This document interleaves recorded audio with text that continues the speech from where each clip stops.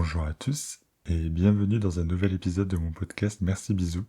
Je suis très heureux de vous retrouver cette semaine encore. Aujourd'hui, j'avais envie d'aborder avec vous un sujet qui me tient à cœur et dont je trouve on ne parle pas assez comparé à l'importance qu'il a dans chacune de nos vies. Ce sujet, c'est les limites et si vous êtes d'accord, on commence tout de suite. Quand on est enfant, on nous explique à maintes et maintes reprises de ne pas dépasser les limites, de rester dans un cadre pour faire les choses bien. Et puis parfois en grandissant, on prend plus de liberté, et il arrive que les notions de ce qu'on peut faire ou pas faire, en tout cas ces notions qui sont intégrées dans l'enfance, se prolongent à l'âge adulte, de façon plus ou moins consciente, et puis il y en a d'autres qui s'ajoutent, parfois ces limites se modifient, elles avancent, elles reculent, elles peuvent créer des blocages, ou elles peuvent aussi nous ouvrir un nouvel horizon quand on arrive à s'en libérer. Selon moi, il y a plusieurs types de limites. Je dirais qu'il y a celles qu'on nous impose, celles qu'on peut dépasser, celles qu'on se met soi-même, de façon consciente ou inconsciente, et beaucoup d'autres. Les limites, pour moi, c'est aussi un cadre dans lequel on peut se sentir en contrôle, en total contrôle. On peut se sentir protégé, inatteignable, et de ce fait se sentir plus capable. En bref, je trouve que les limites, c'est un concept qui est très intéressant parce que c'est quelque chose qui est très présent dans toutes nos vies. Quand on se penche un petit peu sur le sujet, on se rend compte que vraiment ça prend beaucoup de place et pour autant j'ai l'impression que pas grand monde en parle, alors je vais le faire moi aujourd'hui. Dans l'épisode d'aujourd'hui, j'ai décidé de développer 3 types de limites. Certaines me concernent et d'autres pas, mais j'ai eu envie de donner plusieurs exemples. Pour le premier cas, j'aimerais parler de mon célibat, que je considère moi comme étant un exemple de limite que je me suis imposé à moi-même de façon inconsciente. Je m'explique. Comme je l'ai dit dans certains épisodes précédents, quand j'étais plus jeune, j'avais du mal à créer du lien. J'étais souvent seul et j'avais des dates qui fonctionnaient pas parce que je m'emballais trop, je mettais trop de pression parce que j'avais l'espoir de sortir d'une solitude qui me pesait. Maintenant, j'ai effectué un cheminement à ce sujet et pourtant je suis toujours célibataire. Le résultat est le même, je suis toujours célibataire, mais la différence c'est le point de vue que je porte dessus. Avant, je rêvais d'être en couple, d'avoir un partenaire de vie, c'était mon but ultime dans la vie. Maintenant, je suis très bien tout seul et j'ai tout sauf envie d'être encombré de quelqu'un dans ma vie. J'ai toujours vécu seul avec ma mère, qui a toujours été célibataire aussi. Mes parents sont séparés très vite après ma naissance, et j'ai toujours vu ma mère être seule, indépendante, et surtout heureuse comme ça. Elle a jamais montré le moindre signe de tristesse, en tout cas lié au célibat, et tout au long de sa vie, je me rappelle l'avoir entendu dire à quel point elle n'avait pas du tout envie d'avoir quelqu'un, je fais des guillemets, dans les pattes. Elle voulait pas avoir quelqu'un qui lui dise quoi faire, à quel moment, quelqu'un qui entrave à sa liberté. Et la liberté, c'est une notion qui était très importante à ses yeux, voire même la plus importante, et je pense que ça prenait le pas sur le fait de vouloir être en couple. Pour autant, c'est pas faute d'avoir essayé de la pousser à sortir plus et à rencontrer du monde, mais c'était aussi pour moi à cette époque un combat intérieur avec ma jalousie de devoir la partager avec quelqu'un. Quand j'étais vraiment très jeune, c'était même pas une question pour moi. J'ai assez peu de souvenirs, mais je me rappelle qu'elle avait eu une petite histoire avec un homme, mais moi j'étais à ce moment-là trop jeune, je pense très immature aussi, et je détestais cet homme. J'avais carrément écrit un cahier avec tout le mal que je pensais de lui, que j'avais innocemment laissé en évidence sur mon bureau pour que ma mère puisse le lire. En fait, avec le recul, j'étais simplement jaloux de ne plus être la seule personne la plus importante à ses yeux. C'est un sentiment qui était tellement fort que, si j'y repense, je peux le ressentir physiquement. Et le pire dans cette histoire, c'est que cet homme était très gentil avec moi, mais pour moi, ça n'avait pas d'importance. Je voulais juste qu'il sorte de sa vie. Finalement, cette histoire n'a pas duré, mais c'était pour d'autres raisons que moi. C'est pas moi qui ai brisé ce couple, c'est autre chose. Et plus tard, j'ai eu à faire face à pas mal de réflexions de la part de beaucoup de personnes, de ma famille et autres, qui disaient que ma mère et moi étions trop collés. Et j'ai commencé à me dire que peut-être je devrais arrêter d'être égoïste et que ce serait une bonne idée qu'elle refasse sa vie. Mais c'est pas moi qui décidais. Même avec ma bénédiction, j'ai assez vite compris qu'elle n'avait pas envie de franchir ce cap. Et ma mère était une personne très mystérieuse, ce qui fait que j'ai jamais pu savoir ce qu'elle pensait vraiment et quel était son cheminement de pensée à ce sujet. Toujours est-il que j'ai maintenant l'impression d'être au stade auquel ma mère était. C'est-à-dire qu'elle n'avait pas envie d'avoir d'homme dans sa vie parce que ça pourrait l'encombrer, entraver à sa liberté et qu'un compagnon pour elle ce serait un poids et non pas un plus. Et j'ai exactement la même façon de voir les choses aujourd'hui. Je fais un travail sur moi-même, j'essaie de grandir, d'évoluer, de faire ma vie seul. J'ai envie d'être indépendant et j'ai pas envie, en tout cas je trouve qu'il n'y a pas de place pour un homme dans ma vie en ce moment. Donc la question qui se pose, c'est est-ce que je suis en train de reproduire le schéma de ma mère? Est-ce que je m'impose cette limite du célibat, peut-être de façon plus ou moins consciente, parce que je l'ai toujours vu? C'est la question de l'intergénérationnel qui se pose. Est-ce qu'on reproduit forcément ce qu'on a vu, ou ce que nos parents ont fait, ou les personnes qui nous ont élevés ont fait? Ou alors, il est aussi possible, et là on rentre dans la psychologie, je ne suis pas psychologue, je donne juste mon avis et mes propres réflexions. Est-ce qu'il est possible que je veuille rester célibataire? Là, c'est de façon inconsciente, mais pour qu'on soit toujours tous les deux, alors même qu'elle n'est plus là. J'ai pourtant pas le sentiment de m'interdire d'être en couple, mais j'ai le sentiment que quelque chose d'inconscient m'en empêche. C'est une limite inconsciente que je m'impose. Le deuxième cas que j'aimerais aborder, c'est un exemple de limite que je me suis clairement imposé à moi-même de façon tout à fait consciente, c'est de ne pas être artiste. J'ai toujours été intéressé par le monde de l'art, j'ai été fan de nombreux artistes, j'en ai parlé dans l'épisode précédent. J'ai toujours aimé les chanteurs, les acteurs, photographes, peintres, écrivains, sculpteurs. C'est toujours un monde qui m'a beaucoup intéressé. Je me rappelle pour la petite anecdote que j'avais une professeure de technologie au collège qui avait dit à ma mère à une réunion parents-prof, Tristan, c'est un artiste. Et ma mère me l'a répété des centaines de fois après, au cours des années. Après, c'est une prof qui elle-même avait un style un peu hors norme. Au collège, j'avais effectivement le sentiment d'être différent, mais c'était un sentiment que je réfrénais parce que j'avais trop besoin d'être intégré. Je pense que c'est un peu la norme au collège et c'est un peu le cas pour la plupart d'entre nous. Au collège, on a très peur d'être rejeté, donc le plus important, c'est d'être intégré, de ressembler aux autres. Et surtout, il y avait l'image des artistes que j'avais à l'époque qui était divisée clairement entre deux catégories. C'était soit l'un, soit l'autre. Soit c'était des Mylène Farmer, c'est-à-dire des icônes irréelles, adulées, impossibles à approcher, inatteignables, et auxquelles je ne pouvais clairement pas m'identifier. Soit c'était un apprenti artiste en quelque sorte, c'est-à-dire une personne qui fait des covers sur YouTube par exemple, ou qui chante dans des balles populaires, qui passe des castings, etc. Ou encore l'image de d'Annick sur TikTok pour ceux qui ont la référence. C'était une image plutôt négative à mes yeux à cette époque, et c'est clairement pas une image d'artiste à laquelle j'avais envie de m'identifier. Au fur et à mesure du temps, je me souviens très bien avoir senti ma créativité partir. Je voyais des gens peindre et j'essayais de faire pareil, mais c'était des échecs. J'étais juste pas doué pour ça, je pense. Et pour tout, en fait, la couture, la photographie, les vidéos, etc., je sentais que ça m'intéressait, mais que j'y arrivais de moins en moins.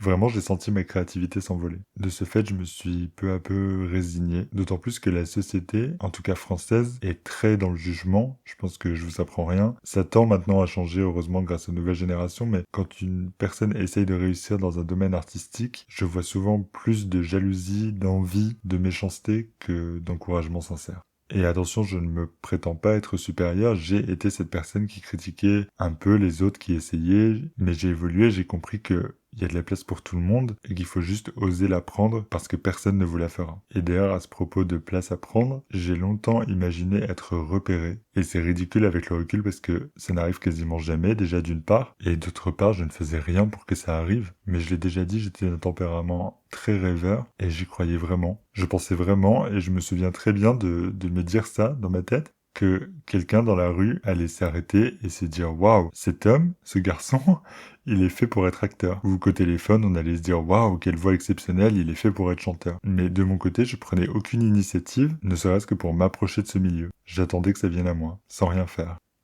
En parlant du milieu artistique, à partir du collège et jusque très très récemment, je voulais surtout pas être cette personne. Je fais des guillemets cette personne. Je m'identifiais pas du tout aux apprentis artistes entre guillemets. Pour moi, j'avais dans la tête un cliché auquel je voulais absolument pas ressembler. Pour vous décrire, bon, je rappelle que c'est un cliché. J'imaginais un mec un peu à l'hygiène douteuse, habillé en noir, qui fume avec un grand manteau, qui boit des bières, qui parle avec tout le monde, qui est hyper confiant, limite arrogant. Enfin bref, c'était à des années-lumière de ce que j'étais à l'époque et même encore maintenant. Et pour toutes ces raisons, j'ai fini par me résigner, par me dire que c'était pas pour moi. Et j'ai décidé de trouver un travail dans un métier très conformiste, donc en CDI, un métier facile à faire, qui demande pas beaucoup d'efforts, qui n'est pas très bien payé et surtout qui était très loin de moi et de ce que j'aime et de ce que je suis réellement. Clairement, le fait de refuser d'être artiste, peu importe le domaine, c'est une limite consciente que je me suis imposée à moi-même, par moi-même, basée sur des clichés que la société m'a mis en tête et dont j'ai mis des années à me défaire. Aujourd'hui, j'essaye de m'écouter à nouveau, j'ai commencé à prendre des cours de chant. Et d'ailleurs, ces cours, c'est un combat contre moi-même parce que j'ai découvert que le chant, c'est savoir ressentir écouter ses sensations et c'est vraiment quelque chose que j'ai essayé de faire taire pendant des années. Donc j'ai vraiment le sentiment de repousser des limites là pour le coup. Pour finir avec le troisième cas, j'aimerais aborder une limite que moi j'ai l'impression d'avoir dépassée, ou en tout cas qui n'est pas très présente chez moi et que je constate beaucoup chez les autres. C'est le fait d'accorder de l'importance au regard des autres. En vérité, je saurais pas vraiment dire à quel moment j'ai commencé à me détacher totalement du regard des autres. J'utilise le verbe commencer à dessein parce que je pense que c'est plus ou moins facile selon les situations et surtout je pense que c'est le travail d'une vie. En revanche, j'ai un souvenir très précis des moments où j'ai constaté la différence entre les autres et moi, en tout cas vis-à-vis de ça. J'ai pas le sentiment d'avoir vécu un déclic à proprement parler, mais j'imagine que c'était concomitant à la décision de faire les choses même si j'étais seul. J'en ai parlé dans mon épisode sur la solitude où je disais j'en ai marre de me priver de faire des choses sous prétexte que j'ai personne pour m'accompagner. Il faut que j'apprenne à faire des choses tout seul, des choses qui me font plaisir. Je pense que cette décision-là a été la cause et que la conséquence a été fait que j'ai un peu été forcé de faire abstraction d'un possible jugement extérieur pour oser faire ce que j'aime. Par exemple, manger au restaurant seul, j'ai dû faire abstraction de l'idée que les gens autour de moi pouvaient se dire « Oh là là, regarde-moi ce loser qui mange tout seul, il a personne pour l'accompagner, c'est triste » et du coup de faire un peu fi du regard des autres. Et à ce stade de ma vie, je pense pouvoir dire sans prétention que les 3 quarts du temps, j'accorde pas d'importance, je m'en fous de ce que les autres pensent de moi. Ça peut être de mon apparence, de ma façon d'être, de m'exprimer, ça m'intéresse pas et honnêtement c'est même pas quelque chose qui me traverse l'esprit. Et du coup, ça a pas du tout d'influence sur mon caractère, mon attitude, mais j'ai récemment constaté chez plusieurs personnes de mon entourage que c'est bien différent. Je me souviens notamment d'une soirée en boîte avec une personne de mon entourage où j'ai senti qu'on était vraiment différents à ce sujet. Premièrement, cette personne a dû, dès qu'on est arrivé dans la boîte, a dit bon, on va directement boire et je sentais que cette personne voulait boire de l'alcool pour se détendre, pour se relaxer, pour être moins stressé. Et ça m'a vraiment surpris parce que, mais moi je ressens pas ça, vous le savez, je bois pas d'alcool et du coup je l'ai noté quoi, je l'ai remarqué. Ensuite, pendant qu'on dansait, je sentais que par exemple une musique passait et qu'elle lui plaisait particulièrement et qu'elle montrait des signes qu'elle voulait danser, mais je remarquais que si moi je montrais pas exactement le même niveau d'enthousiasme, c'était immédiatement réfréné chez elle et j'ai trouvé ça dommage. Et une autre chose, c'est que j'ai noté qu'elle pouvait pas rester à plus d'1 mètre de moi par exemple, même si on gardait un contact visuel. Enfin bref, j'ai senti que cette personne à cette soirée était dépendante de moi et aussi du regard des autres pour s'amuser. Et ça m'a rendu très triste avec le recul et un petit peu, pas énervé, mais contrarié sur le moment parce que j'ai eu l'impression de régresser. Après, c'est une personne qui est beaucoup plus jeune que moi et donc je peux imaginer qu'elle sera vraiment libérée quand l'avis des autres ne comptera plus autant pour elle. Là, je l'ai vraiment senti comme prisonnière de ça.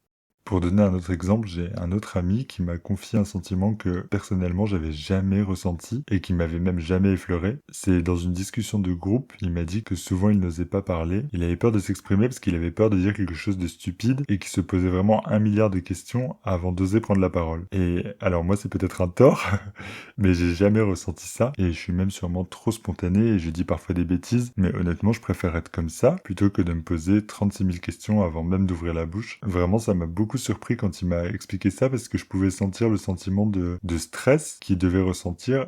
J'ai une autre amie à qui il m'arrive de demander de me prendre en photo, parfois pour Instagram ou juste pour moi pour avoir un souvenir. Et quand je lui propose en retour de la prendre en photo, elle accepte, mais je sens immédiatement, surtout si c'est en public, mais d'ailleurs uniquement si c'est en public, dans la rue par exemple, je sens chez elle une énorme montée de stress et c'est difficile pour elle de prendre des photos en public parce que le regard des autres est difficile à supporter. Et vraiment à chaque fois que je la prends en photo, ça se doit d'être très rapide, on doit s'arrêter immédiatement si des gens passent même s'ils sont loin mais qui peuvent nous voir. C'est impossible pour elle de poser, voire même de bouger. Bon, j'abuse peut-être un peu, mais elle est pas du tout relax, quoi, comme il faudrait être pour faire une jolie photo. Et alors en plus, ce qui me choque le plus, c'est que c'est une personne magnifique. Une fois que les photos sont faites, en général, elle est contente et satisfaite de l'avoir fait. Je me dis que c'est dommage pour elle de se mettre dans cet état. Et après, je me doute que si elle pouvait ne pas le faire, elle le ferait pas évidemment, mais je trouve ça triste. Dans ces 3 cas, j'ai l'impression que ces 3 personnes, elles sont enfermées dans les limites du regard des autres, si on peut dire, comme elles seraient enfermées dans une prison.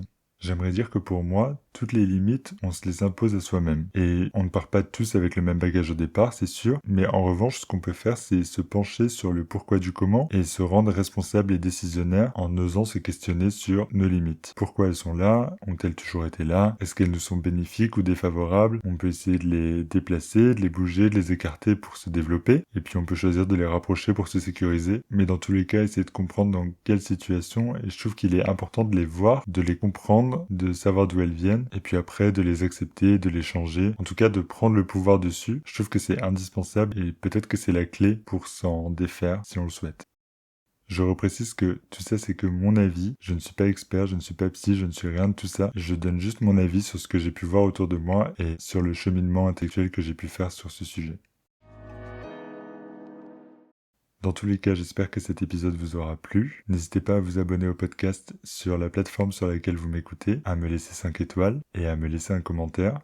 Vous pouvez me contacter sur tous les réseaux sociaux que j'ai listés dans la description de l'épisode et dans la description du podcast. Je vous retrouve la semaine prochaine pour un nouvel épisode. Et d'ici là, je vous embrasse bien fort et je vous dis à bientôt. Merci.